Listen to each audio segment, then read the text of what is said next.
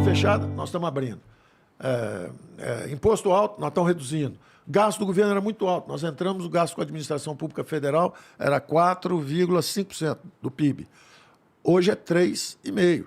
Nós baixamos. Então, nós estamos indo para um outro caminho. Nós acreditamos no caminho da prosperidade. Mas, ao mesmo tempo, sem esquecer o que você falou. Eu aprendi muito com gente de esquerda. Eu li muito. E tem razão. A sensibilidade social é importante. Tanto que eu estava ajudando, justamente com esse choque, direita-esquerda, eu estava ajudando uma pessoa que eu achava que podia ser um cara meio de centro, uma terceira via e tal. Só que, tem que ter push, tem que ter potência para aguentar o tranco.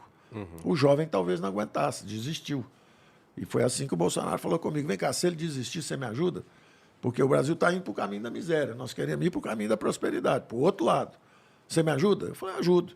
Era melhor se tivesse todo mundo junto, com essa visão de deixar essa brigalhada para trás e vamos fazer uma economia arrumada aí para frente.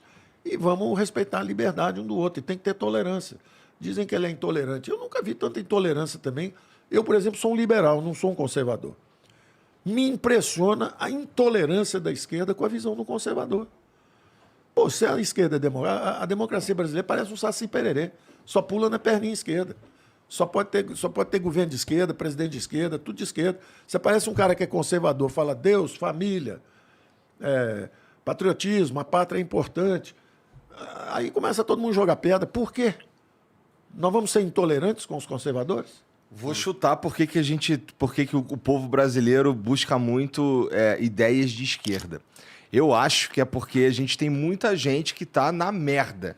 E aí as ideias de esquerda, elas tendem a pelo menos parecer mais abrangentes nesse sentido. Por exemplo, eu acho que uma das principais críticas que tem a políticas do governo, daquele cara lá que é o ministro e tudo mais, que é o lance da reforma da Previdência. Para você ver, você está 100% certo em dizer que existe uma atração pelas ideias que são aparentemente mais generosas. É claro que a esquerda atrai, porque ela promete o céu. Só que o que ela entrega é o inferno. Ela entregou ditadura na China, ditadura na Rússia, ditadura em Cuba, ditadura na Venezuela. Ela entrega ditadura e miséria. Isso é o que ela entrega. O que ela promete é o céu e o paraíso. Agora, nós estamos acompanhando a história da civilização ocidental. A democracia começou com os gregos, limitada só aos cidadãos. Aí passou para Roma, limitada aos patrícios também. Mas aí entrou o direito romano. Depois passou lá para os ingleses, com direito consuetudinário. Depois houve uma revolução muito interessante, uma revolução dos Estados Unidos, 1776, e uma revolução na França. Os mais nobres ideais estavam na França. Liberdade, igualdade e fraternidade. Eram nobres ideais, mas a visão era também intervencionista. Resultado da França.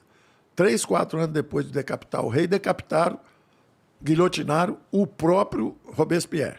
Primeiro, o Robespierre guilhotinou os amigos todos, Danton, todo mundo que fez a revolução com ele guilhotinou primeiro. Depois guilhotinaram o Robespierre também. E depois viraram as guerras napoleônicas. Os mais nobres ideais viraram uma tragédia no continente inteiro. Guerra, fome, frio. Foi o capeta. Os ideais eram nobres. Vamos libertar toda a civilização dos reis. Era um ideal nobre. Só que foi morte, morte, morte, sangue, morte, morte, morte. Enquanto isso, estava acontecendo uma revolução pacífica do outro lado do mundo.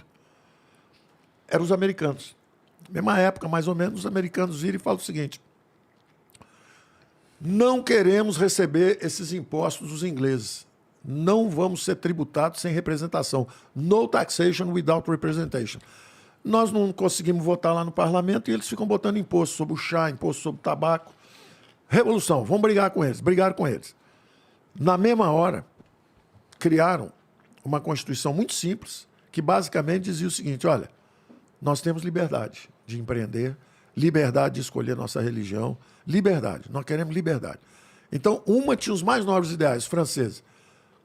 Coincidiu com o fim da grandeza da França. A França, dali para frente, só começou a descer. Depois apanhou lá na guerra 1870, na guerra franco-prussa, apanhou para a Prússia. Depois chamou o mundo inteiro para salvar quando os nazistas invadiram. Quer dizer, daí para frente, a França começou enorme, culturalmente um gigante, espetacular. mas partiu na direção errada. Os americanos, ao contrário, viraram a maior potência do mundo. Tem um livro, Kenneth Maxwell, um brasilianista também, falando sobre os americanos. Na mesma época, nós aqui também sonhamos com a liberdade. Tiradentes. Então ele tem um livro chamado, é um brasilianista, tem um livro chamado O Livrinho de Tiradentes. Chama O Livro de Tiradentes. Os brasileiros, naquela época não tinha WhatsApp, né? Você tinha que mandar uma carta em francês, aí mandava para a França, aí o cara lia, passava para o inglês, mandava para os Estados Unidos de barco, né? Ele ia de navio, 3 meses para um lado, 3 meses para voltar. Os brasileiros dizendo o seguinte: olha, nós somos mais ricos que vocês. Vocês têm tabaco, nós temos ouro. Vocês lutam contra a maior potência, não era ainda, mas seria logo depois, os ingleses. Nós lutamos contra os portugueses, é mais simples. Ou seja, nós devemos ganhar deles, podemos ajudar vocês a em cima ganhar deles. Vamos juntar as Américas, o grande continente da liberdade. Bom, logo depois, Tiradentes preso. Quem é que entregou o Tiradentes? Foi a primeira delação premiada, o Silvério dos Reis, que devia uma nota, devia uma grana para os portugueses. Estava devendo dinheiro. Falaram com ele: ó, nós vamos perdoar a sua dívida se você entregar todo mundo aí. O traidor traiu Tiradentes, traiu todo mundo, enforcaram, esquartejaram, e o Brasil continuou sem conseguir a liberdade econômica. Então, o Brasil... E a esquerda tem visões extraordinárias. Os ciclos, o Celso Furtado, Caio Prado Júnior, são caras bacanas, leram bem coisas que aconteceram no Brasil. Agora, eles não têm a teoria econômica suficiente para entender como fazer um futuro melhor. Então, eu até dizia o seguinte, para o jovem que eu estava ajudando na política, antes de ajudar o presidente Bolsonaro, eu dizia para ele o seguinte: olha, se te perguntarem se é direita ou esquerda, você fala assim: minha geração caminha com as duas pernas. Eu vou ter a generosidade, a fraternidade, que a esquerda finge que tem, porque, na verdade, quando estão no poder, desvio de recurso, corrupção, acaba o crescimento econômico e, ao mesmo tempo, vamos usar a economia de mercado. Também são os defeitos da direita, que a direita também é danada, gosta de um orçamentozinho para encostar lá e puxar favores e privilégios para eles mesmos. Então, o que nós temos que procurar são as pessoas de bem. E temos que tolerar uns aos outros do ponto de vista de visões diferentes. E temos que ir para as eleições.